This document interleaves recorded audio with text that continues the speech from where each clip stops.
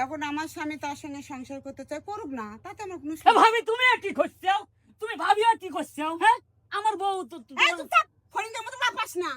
কথাই কথাই প্রতিদিন পরে তালাক দিয়ে দিস, এখন আমার জামাই বিয়ে দিলে তাতে তো কি সমস্যা? আমরা দুই সতীনে মিলাই খামু। আমি নাই অন্যায় করি, এটা অকাম করে ফেলাইছি। এটা তোমরা আরো আমাকে বুঝাইবে কি? এখন তুমি তোমার স্বামীর সাথে মানে বিয়ে দিচ্ছ, এটা কিন্তু হচ্ছে না, এটা কিন্তু মিনাফের কাম হচ্ছে। ভাবি তুমি অন্তত আমার পক্ষে নিয়ে কথা কইবা, কারণ তুমি একটা জিনিস চিন্তা করো, এই যে তোমার ভাই কিন্তু বিয়ে করছে, আবার আমার বউকে যদি বিয়ে করে 15 দিন তোমার কাছে থাকা লাগবে, 15 দিন ওর কাছে থাকা লাগবে, এটা কিন্তু অন্যায়। তুমি কি স্বামীর ভাগ দিবে পারবে?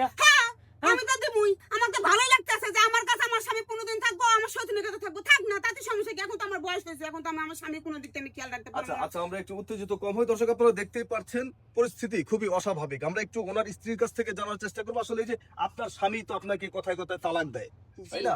এখন আজকে যে আপনাকে হিল্লা বিয়ে দিয়েছে, এখন যার কাছে দিয়েছে সে তো আপনাকে ডিভোর্স করতে চাচ্ছে না, এখন আপনি কি করবেন? তার সাথে সংসার করবেন?